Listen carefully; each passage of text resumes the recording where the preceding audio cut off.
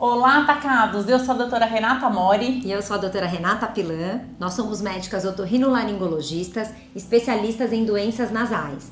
E hoje nós vamos falar de um assunto queridinho da otorrino, que são as sinusites. Então, antes da gente começar, se inscreva no canal, dá like, dispara esse vídeo para todo mundo que você sabe que tem sinusite.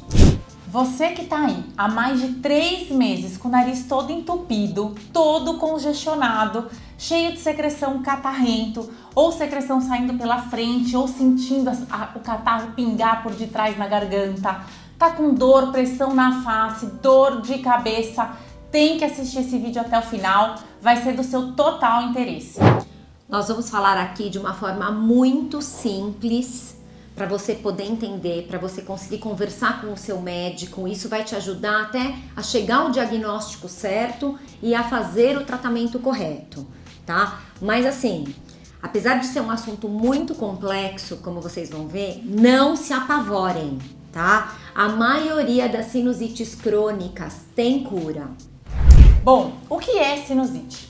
Sinusite é a inflamação dos seios da face. Aí você vai me perguntar, mas doutora, o que é seio da face? Todos esses ossos do crânio, o maxilar, o etimoide, o frontal, um no meio da cabeça que chama esfenoide, não são ossos compactos, senão nossa cabeça ia pesar 20 quilos. São ossos pneumatizados, são ossos que têm ar dentro, então eles são cavidades. Quando a mucosa de dentro desses seios inflamam, é quando a gente chama de sinusite. E quando a inflamação dura mais de 3 meses, é uma sinusite crônica. E, gente, dentro dessas cavidades, a gente tem uma mucosa. Vamos pensar que é como se fosse uma pele que está recobrindo todos esses ossos. E essa pele, quando a gente vai olhar no microscópio, ela tem ciliozinhos, né? Que vão se mexendo para drenar toda a secreção. Para vocês imaginarem, a gente produz 1 litro de secreção por dia, que esses ciliozinhos vão batendo, vão varrendo e vão levando lá para fundo do nariz até ser deglutido na garganta. E a função desses cílios e desse muco também é uma proteção, porque acaba varrendo os poluentes, os vírus, as bactérias. Então esse é o nosso principal mecanismo de defesa. Quando essa mucosa, que a Rê acabou de explicar, inflama, ela fica demasiada, ela fica inchada. E esses cílios ficam mais lerdos, demoram mais para varrer a secreção e, claro, todos os agentes inflamatórios e todos os vírus e bactérias que estão ali. Essa mucosa pode inchar cada vez mais até obstruir a passagem, não só do ar, como da secreção também. Obstruir totalmente e aí acaba inflamando toda a mucosa de dentro do seio. Qual é o desafio do otorrino? Entender e dar o diagnóstico de como essa inflamação foi gerada, qual é a causa, qual é o mecanismo de ação, porque para isso depende o seu tratamento. Tem alguns que respondem melhor a um mecanismo do que ao outro. E eu vou falar uma coisa difícil agora, tá? Prestem bem atenção. O Consenso Europeu de Rinologia, em 2020, acabou organizando os tipos de sinusites crônicas. Eles acabaram dividindo em 2 grandes grupos, nas primárias e nas secundárias. Falando um pouquinho mais das primárias inicialmente. As primárias são doenças generalizadas em que o mecanismo inflamatório ele vem do próprio paciente. E dentro desse grupo de primárias a gente tem 6 tipos de sinusite, tá? Esses 6 tipos são totalmente diferentes entre si. Umas acontecem mais em jovens, outras em meia-idade, algumas têm relação com asma, com rinite, outras não têm nada a ver, algumas formam pólipos nasais. Então, realmente precisa ser investigado e entendido qual é o diagnóstico para a gente poder dar o melhor tratamento. As sinusites crônicas, rinossinusites crônicas secundárias, como o próprio nome já diz, elas são secundárias a algum evento. Pode ser um evento localizado, por exemplo, uma infecção dentária ou um implante dentário, porque a raiz do dente é muito próxima aqui do maxilar. Secundária a fungo crescendo aqui dentro do seu seio, secundária a um tumor que obstruiu a drenagem. A gente também tem as secundárias que causam sinusites difusas, que essas normalmente são por doenças do próprio paciente, doenças genéticas como fibrose cística, cinesia ciliar, que é um problema ali dos cílios mexerem, ou imunodeficiências. Atacados, não estamos falando esse monte de nome, esse monte de informação para confundir vocês, mas para vocês terem uma ideia do leque de opções que se abrem na nossa cabeça quando alguém chega falando que tem sinusite. Bom, para falar a verdade, a maioria dos pacientes que chega falando eu tenho sinusite, não tem sinusite. Ou é rinite, ou é desvio de septo, ou é alguma outra doença. Mas, se for sinusite, tem que ser muito bem investigado para a gente saber em qual subtipo você vai se encaixar e como a gente vai conduzir o caso. E esse tipo de diagnóstico preciso, um otorrinolaringologista, e em especial um rinologista especializado em doenças nasais, ele pode fazer. Mas é muito importante a participação, a colaboração de você, paciente.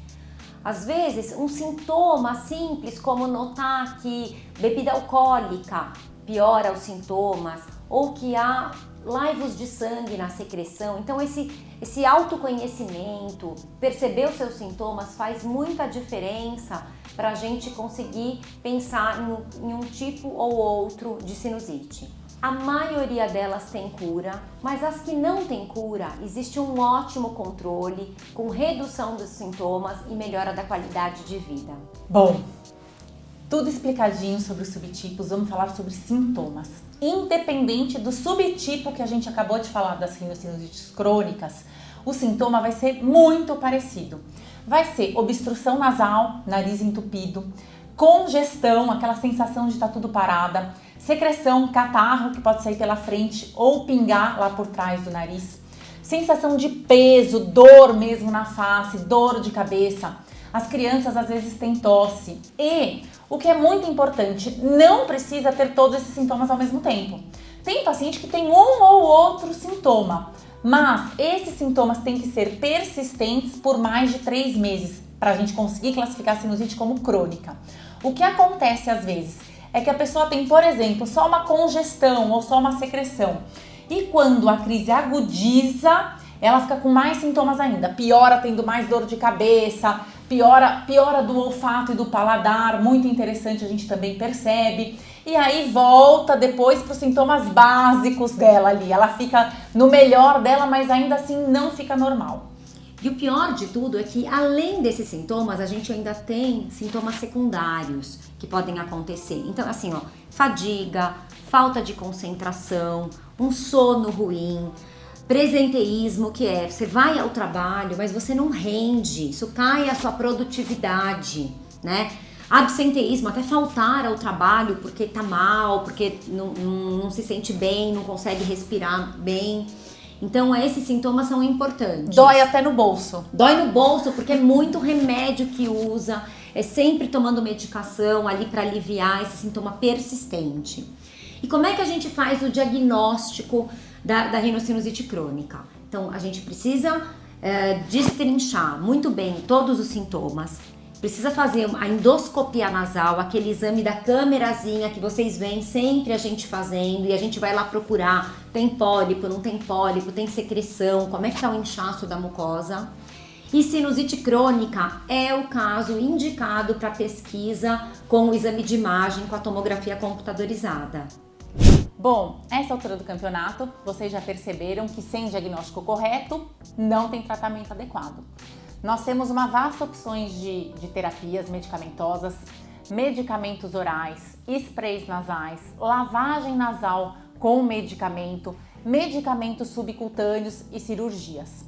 O que eu quero deixar bem claro aqui que não faz parte do tratamento de sinusite crônica, antibiótico por curto prazo, por 10 dias, 14 dias. Antibiótico é para tratar infecção. Claro que, eventualmente, um paciente de sinusite crônica até pode agudizar, ter uma crise e precisar tomar um antibiótico. Mas antibiótico não vai tratar a sua sinusite crônica, não é uma opção. E também quero aproveitar para falar o que faz parte sempre do tratamento de sinusite crônica, que é a lavagem nasal de alto volume. Lavar o nariz é onde a gente vai fazer a remoção de todas as substâncias inflamatórias que ficam ali se depositando na mucosa e piorando, perpetuando todo o processo. Além disso, a lavagem nasal vai ativar os cílios ali, aqueles pelinhos da mucosa que fazem a remoção da secreção e ajudar com todo o tratamento. Em algum momento você vai ter que lavar o nariz, Algumas pessoas, alguns pacientes vão ter que lavar o nariz para sempre, o resto da vida, todos os dias, pelo menos uma vez por dia. Nós temos o curso O Vem Lavar, onde a gente explica um monte de método de lavagem nasal, com várias receitas de soro caseiro, algumas com alguns ingredientes a mais, para evitar a infecção, para melhorar a congestão, tem tudo explicadinho ali, tintim por tintim. Alguns casos são cirúrgicos e resolvem, curam com a cirurgia. Outros casos crônicos que não tem cura, a cirurgia ela tem um papel fundamental em liberar a abertura dos seios, para ventilar bem, para chegar medicamento, para conseguir fazer a lavagem nasal. E a cirurgia ela é feita totalmente por dentro do nariz. É uma cirurgia que nem é tão dolorosa no pós-operatório, não fica roxo, não fica inchado. Então é muito importante que você, se tem esses sintomas e que tem indicação cirúrgica de operar, não postergue a cirurgia, porque isso pode piorar o seu prognóstico. Lembre-se de discutir cada detalhe do seu diagnóstico e do seu tratamento com o seu otorrino. A gente sabe que foi um conteúdo denso desse vídeo, mas isso é muito importante para vocês conhecerem mais da sua doença, para vocês aprenderem mais sobre os subtipos, sobre o tratamento, ajudar o médico a direcionar ali o que vai ser melhor no seu caso. Então, gente, todo dia tem conteúdo gratuito para vocês assistirem, a gente sempre passa dicas, então não perca, se inscreva no canal.